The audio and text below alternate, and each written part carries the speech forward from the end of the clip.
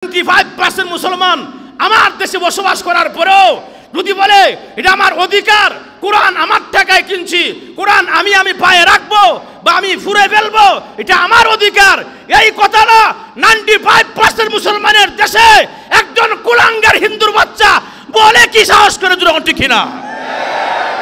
অতএব পরিষ্কার কথা বলো, এই কুলাঙ্গারদের বিচার না হওয়ার কারণে আজকে এমন গতি। কথা বলেন ঠিক কিনা? আরেকবার আমার নবীকে নিয়ে অবমাননা করেছে, নবীকে নিয়ে কুরুচিপূর্ণ বক্তব্য দিয়েছে।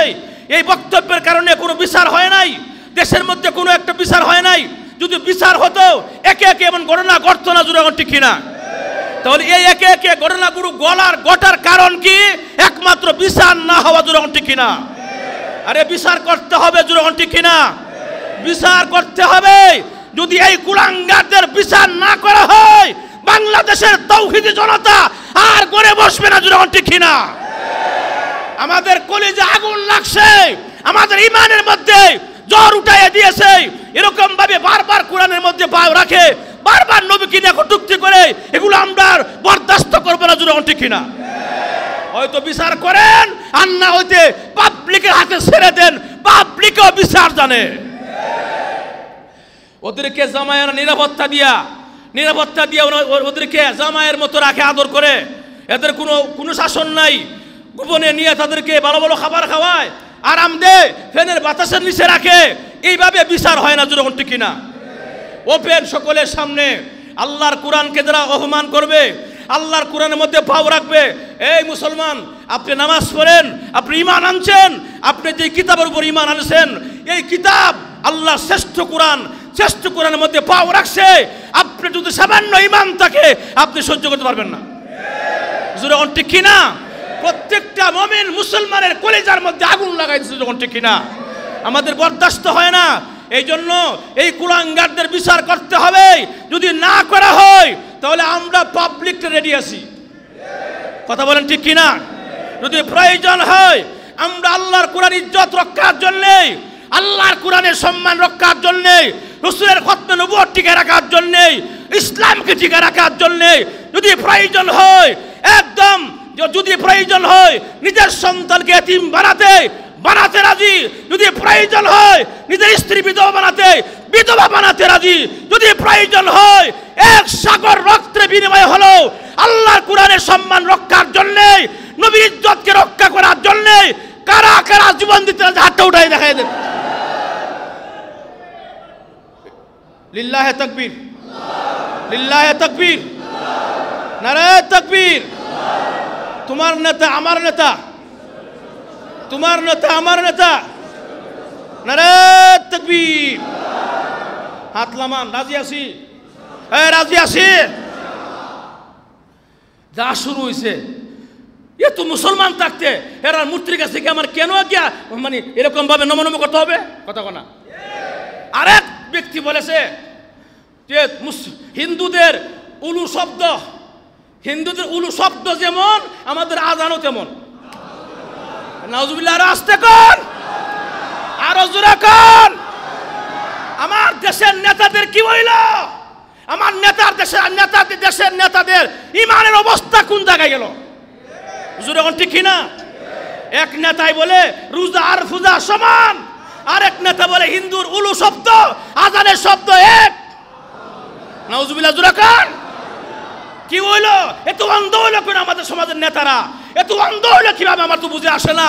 ইসলামের দেশ কায়েম করতে হলে, ইসলামী রাষ্ট্র কায়েম করতে গেলে হিন্দুর পূজার সামনে গিয়া মাথা নত করা যাবে না, জোরে ঠিক কিনা? মুষ্টি কয়েকজন হিন্দু, এদের সামনে গিয়ে আমাদের একবারে মাথা নত করতে হবে, এদের সামনে গিয়ে ভালোবাসা দেখাইতে হবে। ভালোবাসা না দেখাইলে বুট পাবো না, এটা একদম ছোট মনের পরিচয়। কয়েকজন বুট না দিলে না দিবে, আমরা মুসলমান আছি, জোরে ঠিক কিনা? আমরা বুট দিব মিয়া, আপনি কয়েকজনের বুট পাওয়ার জন্য আপনি পাগল হলেন কেন? কথা ঠিক কিনা? ক্ষমতার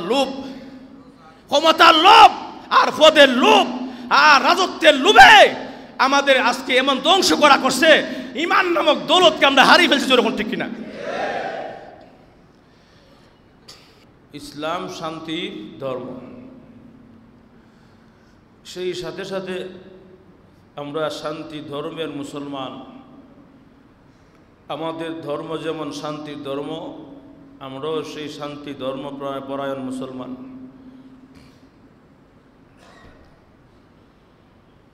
আল্লাহ রাব্বুল আলামিন আল্লাহর সাথে শরীক করাকে আল্লাহর কাছে বেশি খারাপ লাগে। আল্লাহর সাথে কোনো কিছুকে শরীক করা সবচেয়ে বেশি জঘন্য লাগে আল্লাহ পাকের কাছে। কোনো পাপ এত বেশি খারাপ লাগে না যে বেশি খারাপটা লাগে আল্লাহর সাথে যখন কেউ কাউকে শরীক করে। শরীক বুঝেন তো আপনারা? শিরিক যাকে বলা হয় শরীক, শিরিক গুনাহ। শিরিক গুনাহ একমাত্র খাঁটি তওবা ছাড়া কবুল হবে না, মাফ হবে না। শিরিক প্রথমত 3 প্রকার। গভীর মনোযোগ দিবেন, আমাদের সকলের শিরিক গুনাহ জানার দরকার। ১,৫০০ বছর আগে আল্লাহর রসুল বলে গিয়েছেন, এমন একটা যুগ সামনে আসতেছে যেই যুগের মুসলমান সকালবেলা ঈমান আনবে, আবার সন্ধ্যাবেলা বেঈমান হয়ে যাবে। সন্ধ্যাবেলা ঈমান আনবে, সকাল আসতে না আসতেই সে আবার বেঈমান হয়ে যাবে। এই পরিস্থিতি, এই যুগ আমাদের সমাজে এখন চলে আসছে। রসুলের ১,৫০০ বছর আগের ভবিষ্যৎবাণী এখন আমরা চোখে দেখতেছি। হাসতে হাসতে আমাদের ঈমান চলে যাচ্ছে, কথা বলতে বলতে ঈমান চলে যাচ্ছে, কাজ করতে করতে আমাদের ঈমান চলে যাচ্ছে, আমাদের কোনো খবর নাই। হাসতে হাসতে কথা বলতে বলতে আমরা আল্লাহর সঙ্গে শরীক করে ফেলতেছি, আমাদের কোনো খবর নাই। এজন্য শিরিক গুনাহ আগে জানতে হবে, তারপরে বুঝতে হবে, তারপরে ছাড়তে হবে। আমি আর আপনি যদি শিরিক গুনাহই না জানলাম তাহলে আমি কি ছাড়বো আর কি বুঝবো? এজন্য প্রত্যেকের জন্য জানা জরুরি এবং ফরজ শিরিক গুনাহগুলা কি, আল্লাহর সাথে শরীক করা কি। আমরা অনেক সময়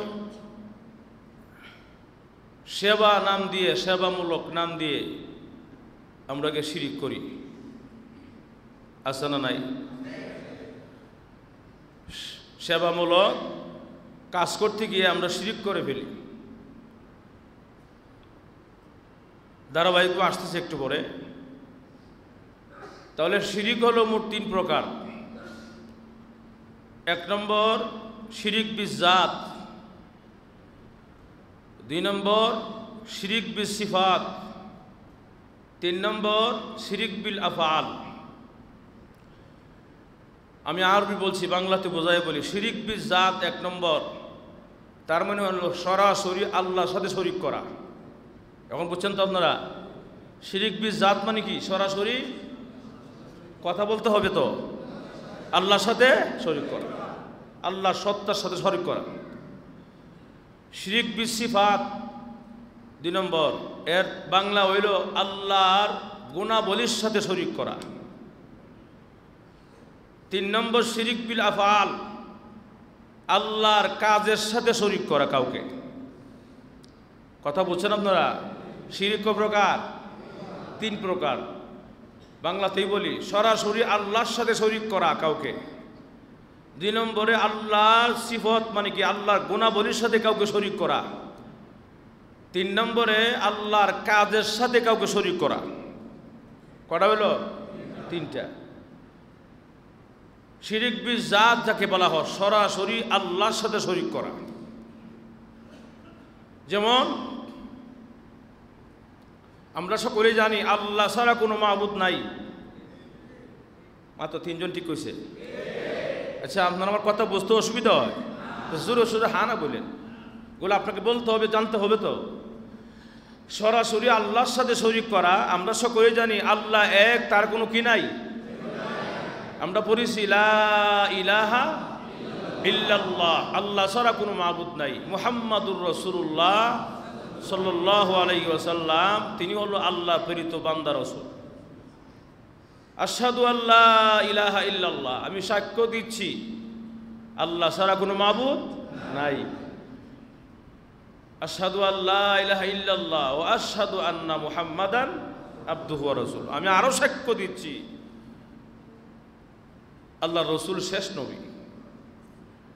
তাহলে এই দুইটা কালিমার মধ্যে আমরা আল্লাহকে এক বললাম, রসুল এক, এরপর আর রসুল আসবে না, রসুল নবী একজনই শেষ নবী। এই কথাগুলো আমরা সাক্ষ্য দিয়েছি, মুখ দিয়ে স্বীকার করেছি এবং অন্তর দিয়ে বিশ্বাস করেছি, এজন্য আমরা ইমানদার হয়েছি। অনেক হিন্দুরাও কিন্তু আছে কালিমা পড়তে পারে নাই, বহু হিন্দুরা আছে কালিমা পড়তে পারে, কালিমা তাওহীদ, কালিমা শাহাদত, তামজিদ সব পারে, মুখ দিয়ে বলতে পারে, কিন্তু মন থেকে তো স্বীকার করে না। এজন্য বলার নাম ইমানদার নয়, এটাকে অন্তর দিয়ে বিশ্বাস করা, কাজে কর্মে পরিণত করার নাম ইমানদার। আমরা মুখ দিয়ে স্বীকার করেছি, অন্তর দিয়ে বিশ্বাস করেছি, আর এর কাজে কর্মে তার প্রতিফলন ঘটাইতেছি, এটা হলো ইমানদারের পরিচয়। আমরা সূরা ইখলাসের মধ্যে পড়েছি, কুল হুয়াল্লাহু আহাদ, রসুল আপনি বলে দেন আল্লাহ এক, আল্লাহ এক। কুল হুয়াল্লাহু আহাদ আল্লাহুস সামাদ, আল্লাহ বেনিয়াস, আল্লাহ মুকাফিকি, কারো মুকাফিকি নয়, কারো প্রয়োজন আল্লাহর নাই, আল্লাহ একাই একা। লাম ইয়ালিদ ওয়া লাম ইউলাদ, আল্লাহ কাউকে জন্ম দেয় নাই, কাউকে জন্ম করেন নাই, কারো থেকে জন্ম হয় নাই। আল্লাহ কাউ থেকে জন্ম হয় নাই, আবার কাউকে জন্ম দেন নাই, আল্লাহ মুকাফিকি। তাহলে আমরা এই কথাগুলোর মধ্যে, বাক্যগুলোর মধ্যে আমরা স্বীকার করলাম আল্লাহ এক, তার কোনো শরীকদার নেই। এখন যদি কেউ আল্লাহর সাথে কাউকে সরাসরি শরীক করে, তাহলে এটাকে বলা হয় কি? শিরিক গুনাহ। কোন শিরিক? শিরিক বিজাত, যারা আল্লাহর সঙ্গে সরাসরি কি করা? শিরিক করা। যেমন ইহুদিরা দুই আল্লাহ মানে, আপনারা অনেকেই হয়তো জানেন। খ্রিস্টানরা তিন আল্লাহ মানে। খ্রিস্টানরা কয় আল্লাহ? তিন আল্লাহ। আর দুইজনকে ওই যে হজরতে ঈসা আলাইহিস সালাম, হজরতে মরিয়ম আলাইহিস সালাম, তারা কি বলে? ঈসা আলাইহিস সালাম আল্লাহর পুত্র। নাউজুবিল্লাহ, যারা কইছে না ঈসা আলাইহিস সালাম কার পুত্র কয়? আল্লাহর পুত্র। আর মরিয়ম আল্লাহর স্ত্রী। নাউজুবিল্লাহি মিন যালিক, এই কথাটা তারা বলে। এজন্য কেউ আল্লাহকে দুই আল্লাহ মানে, কেউ দেখা যায় কোনো গোষ্ঠী, কোনো জনপদ এক এক মানে দুই আল্লাহ মানে, কোনো জনপদ তিন আল্লাহ মানে, আল্লাহর সঙ্গে শরীক করে। তাহলে আমরা একমাত্র আল্লাহকে আল্লাহ এক জানি, আল্লাহর সাথে কারো কোনো শরীকদার অংশীদার নাই। শরীকদার গুনাহকে আল্লাহ তাআলা পছন্দ করেন না, মারাত্মক আল্লাহ গুসা হয়, রাগান্বিত হয় আল্লাহর জাতের সঙ্গে কাউরে শরীক করলে। ছোট্ট একটা এক্সাম্পল দিয়ে কথা আর পরিষ্কার হয়ে যাব।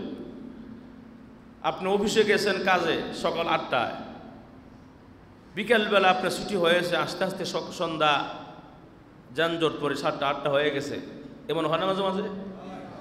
তো দেখা যায় বাসায় আসার পরে আপনার বিবি সাহেব আরেকজন পরপুরুষকে নিয়ে তা আপনার বেডিংয়ের মধ্যে শুয়ে আছে, বেডরুমে।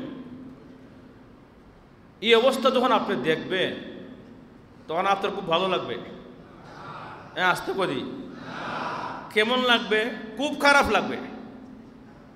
শুধু এমন খারাপই না, আপনি তখন চাইবেন যে তারে হাতে নিয়ে, বডি হাতে নিয়ে কুবাইয়াস করে লাই। তাহলে আপনার এই সাধারণ একটা বিষয় আপনার এত খারাপ লাগে, আপনার স্ত্রী আরেকজনের সঙ্গে গল্প করতেছে, আরেকজনের সঙ্গে শুয়ে আছে, দেখে আপনার এত খারাপ লাগছে। কিতাবের মধ্যে লেখছে তার চাইতে 1000 গুণ, কোটি গুণ আল্লাহর খারাপ লাগে যখন আল্লাহর সঙ্গে কাউকে শরীক করে। এত খারাপ লাগে আল্লাহ পাকের। এজন্য আল্লাহর সঙ্গে কাউকে শরীক করা যাবে না। মূর্তি পূজা, মূর্তি যারা 3 খোদা মানে, যারা বহু খোদা মানে, যারা একাধিক খোদা মানে, এরা আল্লাহর সঙ্গে শরীক করতেছে, ওই জন্য তারা মুশরিক। তারা কি মুশরিক? আমাদের মুসলমানদের মধ্যে কিছু আছে গিয়া পূজা মণ্ডপে গিয়া নমস্কার জানায়, আসেনি? পূজা মণ্ডপে গিয়া নমস্কার জানায়, পূজা মণ্ডপে গিয়া দেখা যায় তারা নমস্কার জানায়, আল্লাহ শুকরিয়া আদায় করে।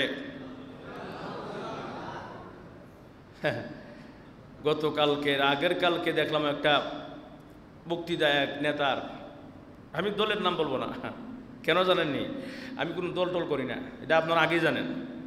এর লেগে আমি কথা বলতে সুবিধা, আমি প্রত্যেক দলকে কথা বলতে সুবিধা। কেন জানেন? আমি কোন দল করি না, আমি কোন দলের পক্ষেও না বিপক্ষেও না, কথা বলা।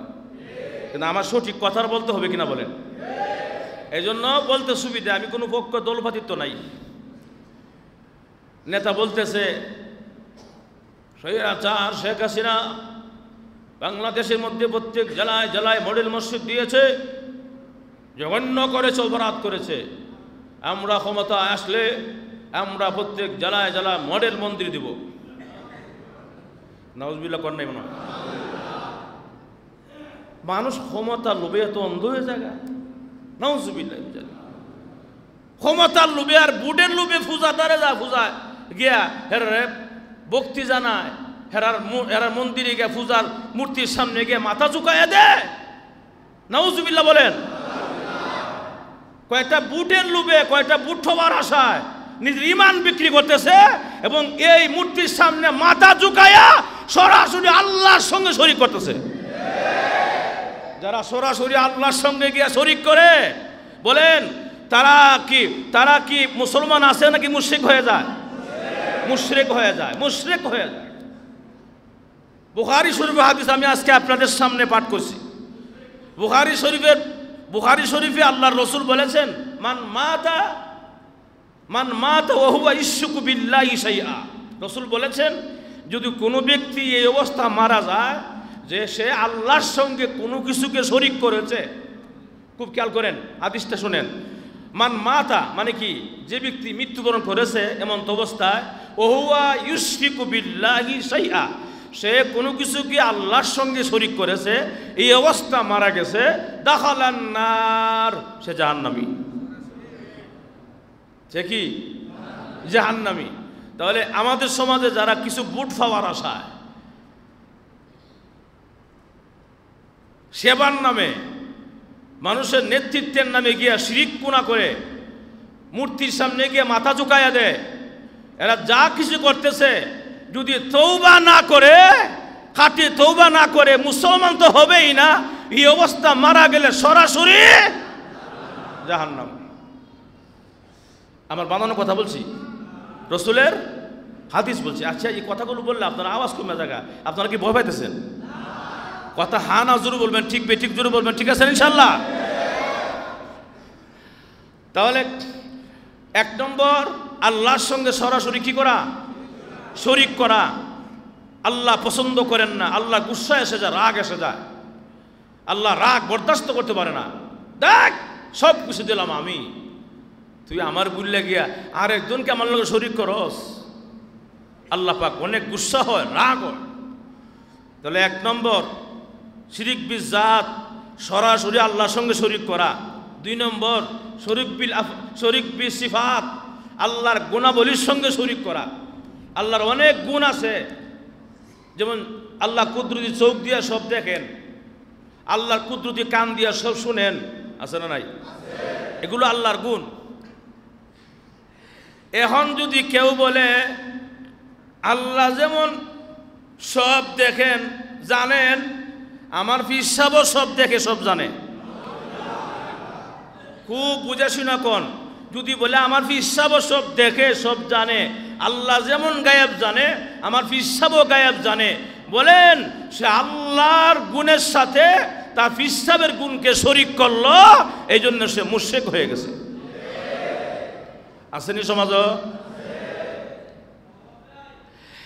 এরপরে সুন্নি নামে কিছু বন্ড আছে আমরা সমাজ, নাম সুন্নি, কথা বলে না, নাম সুন্নি। এই সুন্নি নামের বন্ডরা বলে আল্লাহ যেমন গায়েব জানে, রসুলও গায়েব জানে। শেষ, ইমান চলে যাওয়ার আশঙ্কা। কেন?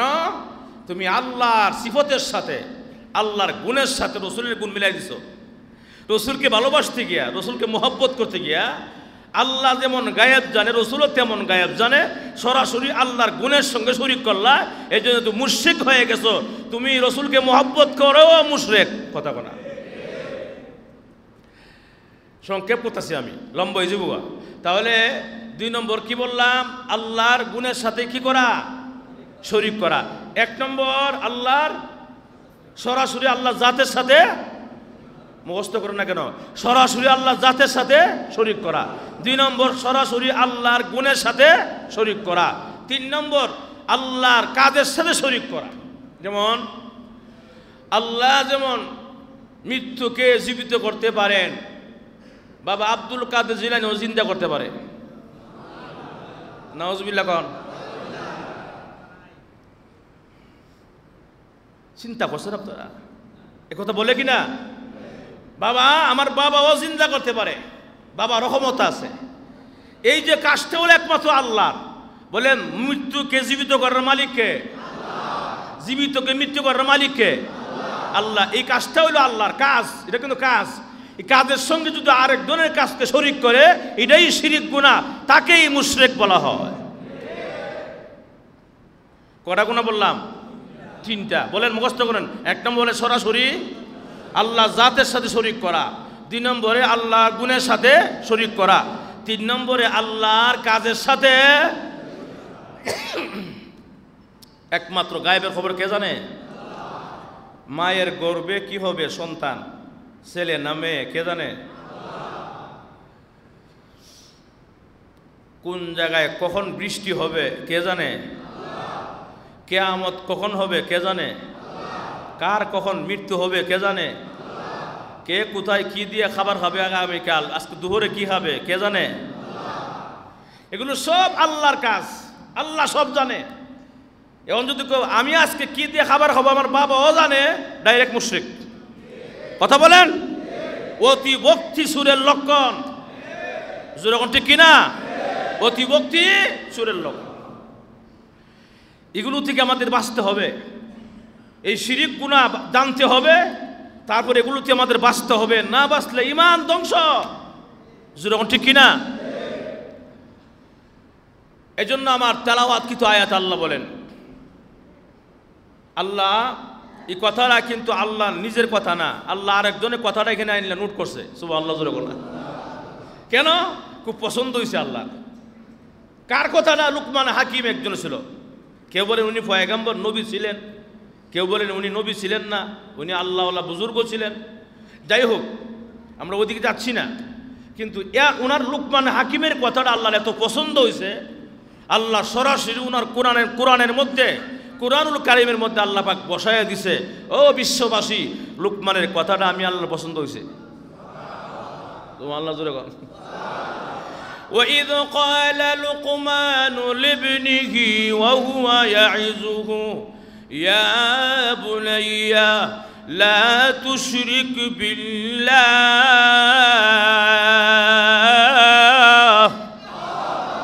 إِنَّ الشِّرْكَ لَظُلْمٌ عَظِيمٌ। এ প্রিয় সন্তান, ও আমার আদরের সন্তান, কলিজার টুকরা সন্তান। ওয়াইজ ক্বালা লুকমানু লিবনিহি, লুকমান তার সন্তানকে বলেন, ওহুয়া ইয়াইজুহু, ওয়াজ করতেছেন, নসিহত করতেছেন, ও আমার সন্তান, লা তুশরিক বিল্লাহ, আল্লাহর সাথে কাউরে শরীক করিও না। ইন্নাশ শিরকা লাযুলমুন আযীম, নিশ্চয়ই শিরিক গুনাহ অত্যন্ত জঘন্য। সন্তান, আল্লাহর সাথে কাউরে শরীক করিও না। আল্লাহর সাথে শরীক করলে আল্লাহ বরদাস্ত করতে পারে না। এটা আল্লাহর কাছে সবচেয়ে বেশি জঘন্য অপরাধ, জঘন্য অপরাধ। যেরকম ঠিক কিনা? এজন্য আমাদেরকে শিরিক গুনাহ ছাড়তে হবে, তাহলে আমাদের আমলের মধ্যে বরকত হবে। আমাদের আমল সব পিওর থাকবে, পিওর। আর যদি ইমানের মধ্যে আপনার শিরিক ঢুকে যায় তাহলে সব আমল বরবাদ, কোনো লাভ নাই, সব বরবাদ। এই জন্য আমল জানতে হবে, বুঝতে হবে, মানতে হবে, যা সারা সারতে হবে, যা ধরার ধরতে হবে। ঠিক আছে ইনশাল্লাহ। হযরত আদম আলাইহিস সালাতু ওয়াস সালাম ইন্তিকাল করার পরে, খুব খেয়াল করেন, আদম আলাইহিস সালাতু ওয়াস সালাম ইন্তিকাল করার পরে ওনার অনুসারীরা নামাজ পড়ে, রোজা রাখে, ইবাদত করে। এই অবস্থা দেখা যায়। মিস্টার ইবলিস এসে বলে যে তোমরা যে এখন ইবাদত করো, বন্দিগি করো, তোমাদের নবী থাকতে যে পরিমাণ ইবাদতে মজা পাইছ, এখন সেই মজা পাওনি? না, আগের মতো মজা পাই না। ঠিক কিনা? আসলে তো ঠিক।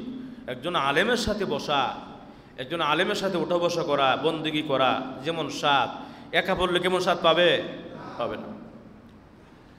মিস্টার ইবলিস মানুষের, ভালো মানুষের আকৃতি নিয়া পাগড়ি লাগাইয়া, টুপি লাগাই আসছে, আইসা বলে তোমরা আগে যেমন মজা পাইছো ইবাদত বন্দিগিতে, এখন কি সেই স্বাদ আর সেই মজা পাও বন্দিগিতে? না, পাই না, আগের মতো পাই না। তা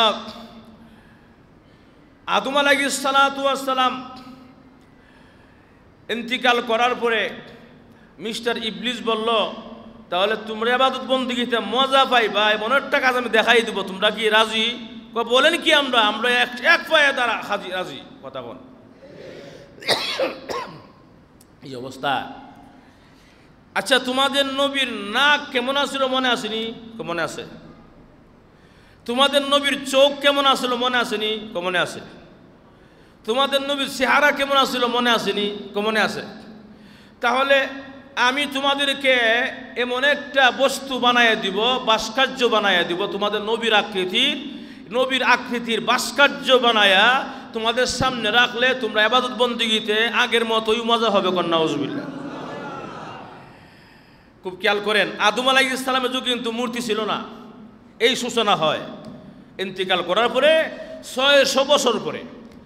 আদম আলাইহিস সালাম ইন্তিকালের 600 বছর পরে মিস্টার ইবলিস বলে, তাহলে তোমরা একটা কাজ করো, মজা পাইতে হলে তোমরা একটা ভাস্কর্য বানাও। ভাস্কর্যর ছবিটা, আকৃতিটা হবে আদম আলাইহিস সালামের চেহারার মতো। এটাকে সামনে রাখলে মজা পাইবা। এবার এটাকে পূজা করার জন্য নয়, ইবাদতের মধ্যে মন লাগানোর জন্যে।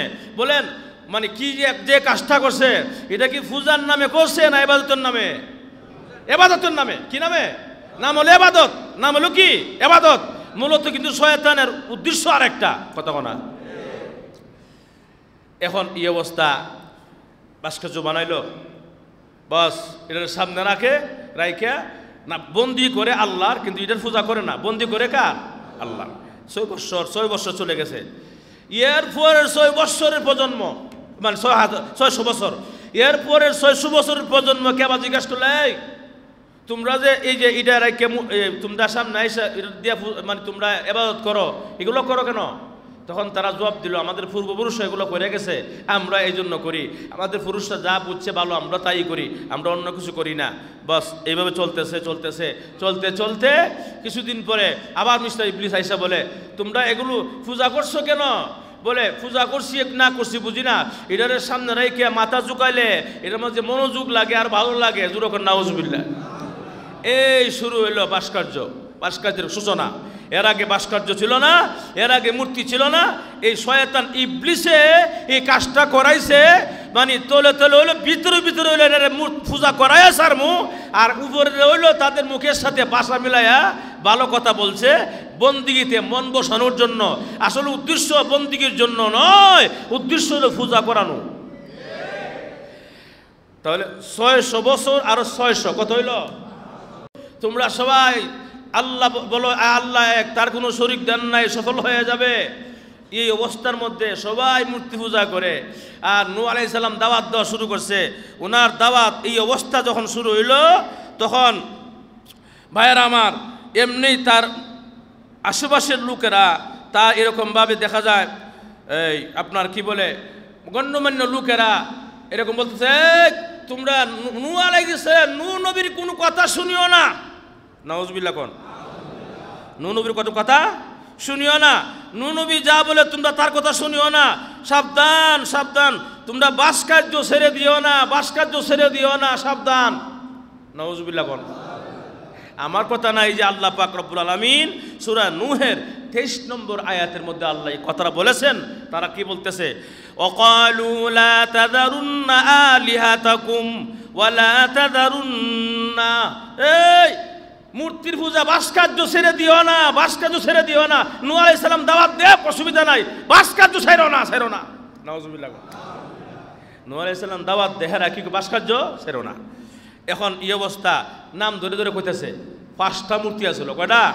5টা। এই যে কোরআন আছে সূরা নূহের 23 নম্বর আয়াতে আল্লাহ পাক 5টা মূর্তির নাম বলে দিয়েছে। এই 5টা মেইন মূর্তি যাদের ছিল, 1 নম্বরে ওয়াদ্দা, 2 নম্বরে সুয়া, 3 নম্বরে ইয়াগুস, 4 নম্বরে ইয়াউক, 5 নম্বরে নাসরা। নাসরা কয়টা হলো? 5টা। এই 5টা মূর্তির নাম ধরে হেরা কইতেছে নূহ আলাইহিস সালাম যতই দাওয়াত দাও, উনার কথা মান্য না, রাইকো না, শুনো না, তোমরা কিন্তু এই 5টা মূর্তি ভাস্কর্য তোমরা ছেড়ে দিও না, সাবধান। নাউজুবিল্লাহ। এই যে 5টা নাম মূর্তির নাম পাইছো কু? 5 জন আল্লাহর ওলি আছিল, সুবহানাল্লাহ। 5 জন আল্লাহর ওলি তারা ভাস্কর্য বানায়া রাস্তার মুড়ে মুড়ে তারা করাই দিছে। 5 জন আল্লাহর ওলির এরকমভাবে নাম ভাস্কর্যের মধ্যে লাগাই দিছে। আগে ছিল আল্লাহর ওলি, এখন ভাস্কর্য বানায়, মূর্তি বানায়, এখন এটার নাম দিছে এই নামগুলা। 1 নম্বরে ওয়াদ্দা, 2 নম্বরে সোয়া, 3 নম্বরে ইয়াগুস, 4 নম্বরে ওয়াউক, 5 নম্বরে নাসরা। সাই 5টা মূর্তির নাম ধরে সাবধান, ভাস্কর্য ছেড়ে দিও না। নূহ নবী যাই করুক আর না করুক, ভাস্কর্য ছেড়ে দিও না। এই কথা বলা শুরু করলো। নূহ আলাইহিস সালাম দাওয়াত দিতে দিতে কয় বছর দাওয়াত দিলেন? 950 বছরে মাত্র 40 জন ঈমান আনছে। কয়জন? 40 জন ঈমান আনছে। এই যে নূহ আলাইহিস সালাম দাওয়াত দিলেন মূর্তি পূজারীদেরকে, সবাই মূর্তি পূজা, তখন কেউ বাদ নাই, সবাই মূর্তি পূজা করে। এই অবস্থা সকলকে দাওয়াত দিলেন লা ইলাহা ইল্লাল্লাহ তুফলিহুন, হে লোকেরা তোমরা এইভাবে তোমরা ঈমান আনো, সফল হয়ে যাবে, কামিয়াব হয়ে যাবে। কিন্তু কেউ ঈমান আনলো না। শেষ পর্যন্ত আল্লাহ কই, হে নূহ আলাইহিস সালাম, আমি বুঝতে পারছি তারা ঈমান আনবে না, আপনারা সবাই জানেন আমি আল্লাহ গজব দিয়ে ধ্বংস করে দিব। শেষ পর্যন্ত আল্লাহ গজব দিয়ে সব ধ্বংস করলেন। ওনার ছেলে ছিল কেনান। কি নাম? কেনান। কেনান ঈমান আনে নাই। কেনানকে বলছিল, এ আমার সন্তান নৌকা উঠো, আল্লাহ বল ধমক দিয়ে বলছিলেন সাবধান, তুমি কি আমার বিধান ভুলে গিয়েছো? সে তোমার পরিবারের অন্তর্ভুক্ত নয়, তে ঈমান আনে নাই, যদিও তোমার সন্তান ঈমান আনে নাই, উঠানো যাবে না। সে বলছিল অসুবিধা নাই, আমি পাহাড়ের উপরে উঠবো, পানি আমার লাগ পাইব না। বলে পানি পাহাড়ের উপরে যাবে, বলে আমি গাছের আগে উঠবো, তো সেখানো পানি উঠবে। পানি এমন হওয়া হয়েছে পাহাড়ের চূড়ায় গিয়া, গাছের আগায় গিয়া আরো অনেক উপরে পানি গেছে, কেনান ধ্বংস হয়ে গেছে। যেরকম ঠিক কিনা? তাহলে যারা মূর্তি পূজা করে, যারা এরকমভাবে আল্লাহর সঙ্গে শরিক করে, মুসলমানের সন্তান হয়েও যারা মূর্তির সামনে গিয়ে মাথা ঝুঁকাইয়া দেয়, তারা মুশরিক, তারা মুশরিক। তওবা ছাড়া, খাঁটি তওবা ছাড়া তাদের গুনাহ মাফ হবে না। এই অবস্থা মারা গেলে জাহান্নাম ছাড়া কোনো উপায় নাই। যেরকম ঠিক কিনা? আমাদের সমাজের কি অবস্থা হয়ে গেল আমি বুঝলাম না। আমাদের ঈমান এত দুর্বল হলো কেন? আরে নির্বাচিত হবেন আপনি, আপনি নির্বাচনে দাঁড়াবেন, আপনি সব কিছু করবেন, এই জন্য আপনি ঈমান বিক্রি করে কেন? কথা কন না। আপনি তাদের সামনে মাথা ঝুঁকাবেন কেন? আপনার তো নেতৃত্ব এটা না। আপনার নৈতিকতা হইলে আপনি ঈমানদার, আপনি একজন ঈমানদার, আপনি মুসলমান। এদের সামনে গিয়ে মাথা নত করা যাবে না। আরে আমি মুসলমানের বাচ্চা হইয়া কিভাবে পূজা মণ্ডপে গিয়ে তাদের সঙ্গে মিষ্টি খাইয়া তাদের পূজা মণ্ডপে আমরা উদযাপন করি, আছে না নাই?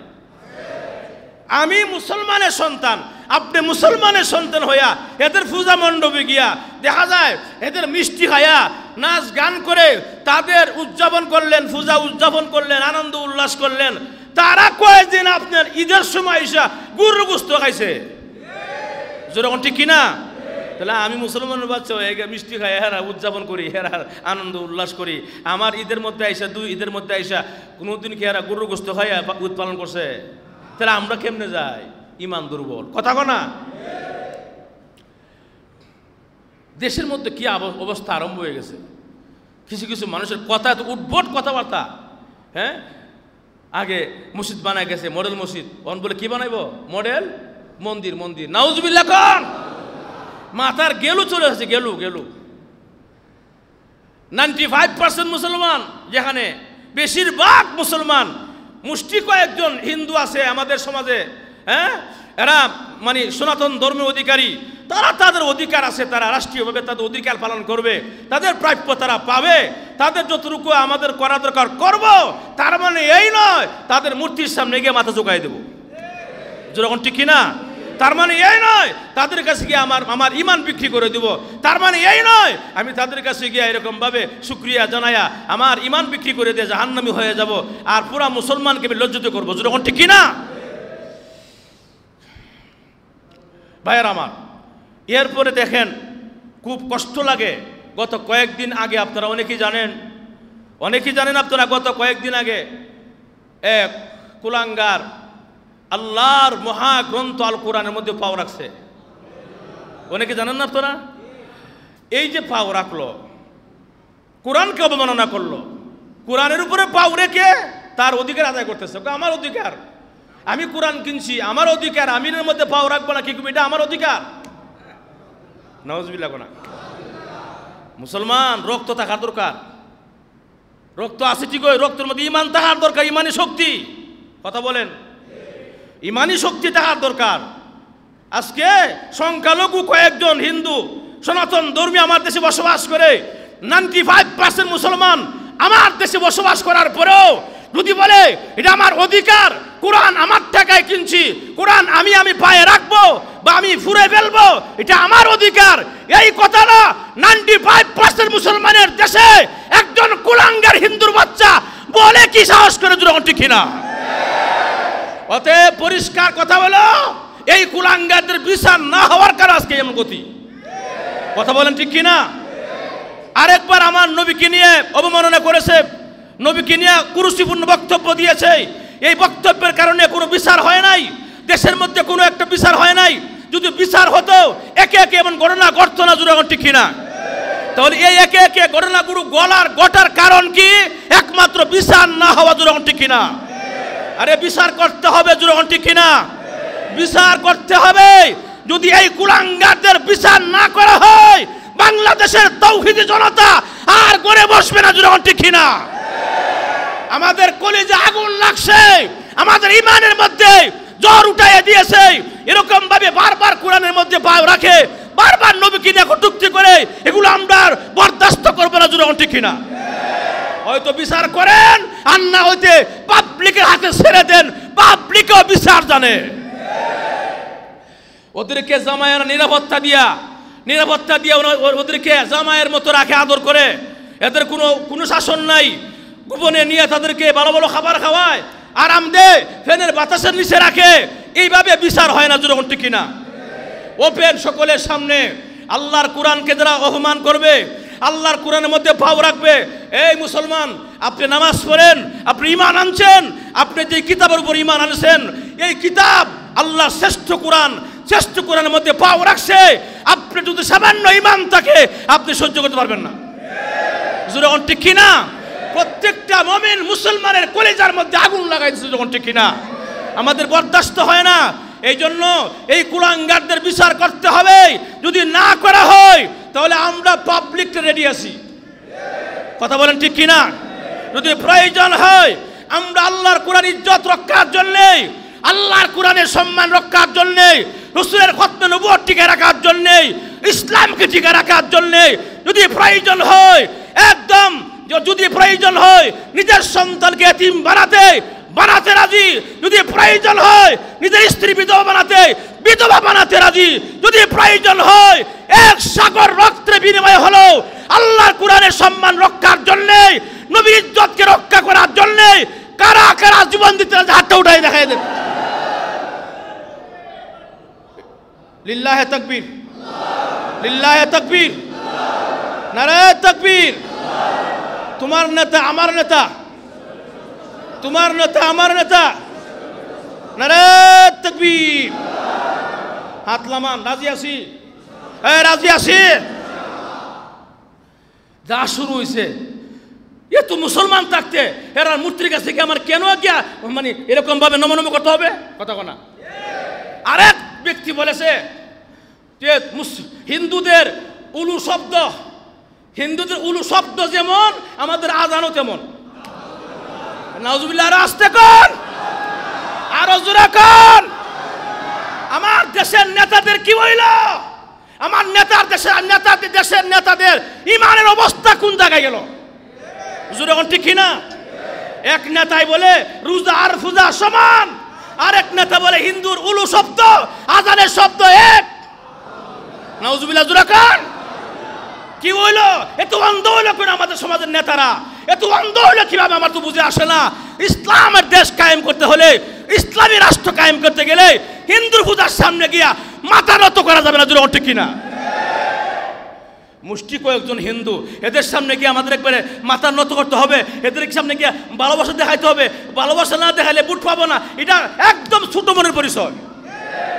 কয়েকজন বুট না দিলে না দিবে, আমরা মুসলমান আছি। যেরকম ঠিক কিনা? আমরা বুট দিব মিয়া, আপনি কয়েকজনের বুট পাওয়ার জন্য আপনি পাগল হলেন কেন? কথা ঠিক কিনা?